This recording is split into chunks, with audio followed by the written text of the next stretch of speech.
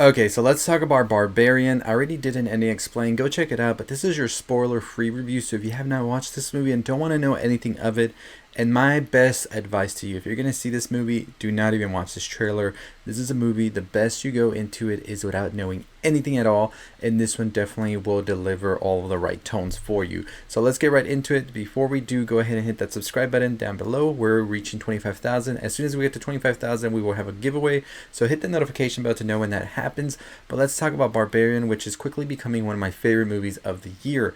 So this film, I'm just going to tell you, basically deals with an Airbnb where things just start to go wrong. And that's all I'm going to say because I don't want to spoil anything for you because I went into this movie just watching one trailer, not reading much of it, and now I'm just like, that was the best way to do it. But I think if I went into it without even watching a trailer, much more heightened.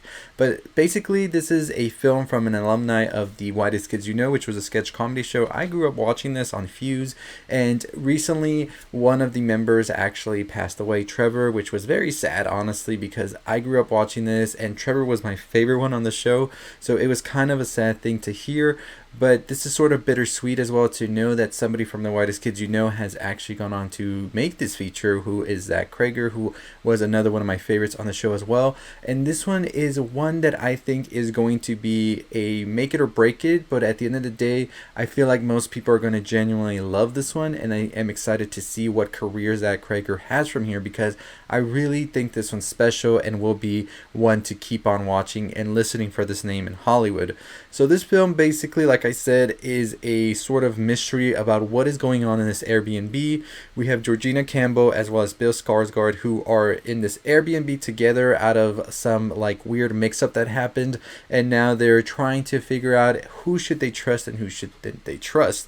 And the twists and turns that happen here, one of my favorite things of the film because it really I don't think nobody sees coming what is going to happen here because of everything that this trailer gave and didn't give, because the movie really does fake you out a couple of times, and I don't think that's a bad thing. I think sometimes that movies do this and it sort of feels cheap and it sort of feels like, oh, here we go, you're just trying to get us and sort of elongate this whole like process until we get to the real truth. And I think this one does it in a way that feels natural, as it should be, because you have these characters that aren't sure about the environment they're in, and you don't know exactly if somebody is telling the truth or not, and who should you trust at the end of the day, which I think this movie did well, very much so. So I think that that's something that we definitely have to look at the screenwriting for, that was done perfectly well here, where these characters feel natural in their responses to certain things at certain times.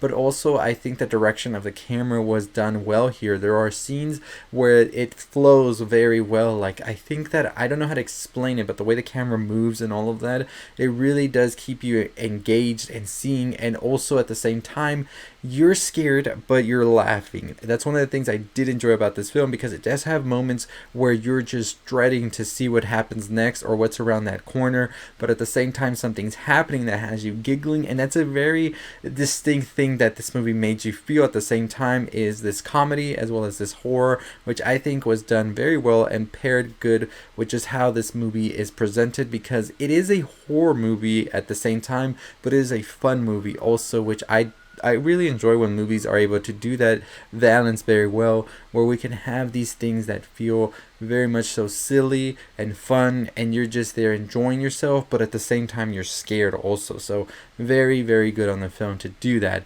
Now, the music here was top notch, and it's probably one of my favorite things about the whole film. It does have this very 70s retro sound to it, but it also feels very much so new at the same time.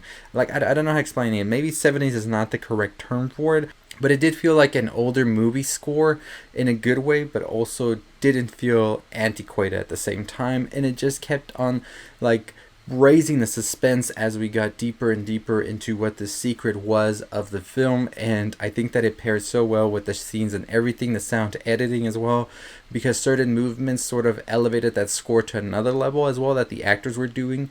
And the actors as well, Georgina Campbell is in this, Bill Skarsgard, and also Justin Long as well, who did an amazing job at giving these characters the life that they needed to have, and also not making them feel one-dimensional as well.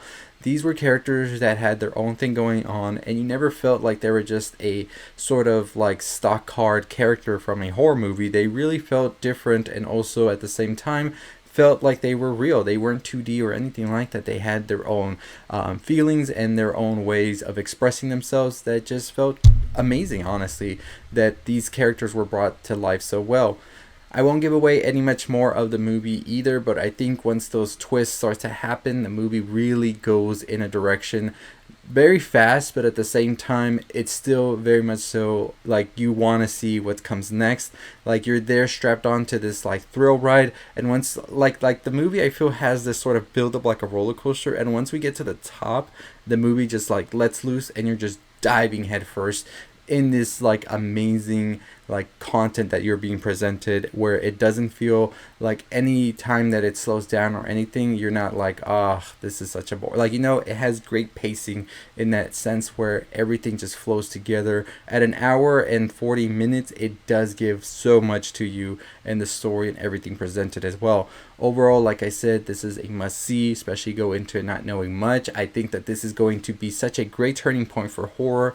Honestly, this film, just like this year has been, and I will be talking more about that at the end of spooky season, because I think 2022 is definitely top 5 years of horror of all time. So definitely stay tuned for that video. I will be talking more about it, because I think the turning point where we are now, where we had this sort of elevated horror for like the past, I would say 7 to 10 years, now we're getting more into like the basics and more fun horror at the same time, but still has something to say, because this movie at the end of the day has something to say as well about society and everything, which I'll talk more about in my spoiler full review come Monday. But anyways, as always, let me know your thoughts and opinions on Barbarian down below. I definitely do recommend seeing this movie whenever you can. I would pay a full ticket price again to see this movie, so definitely let me know your thoughts and opinions. But as always, that's going to do it for me. Check out our podcast episode today, as well as all the videos on the left. Make sure you subscribe. Like I said, 25,000 subscribers. Hit that notification bell as well if you haven't already.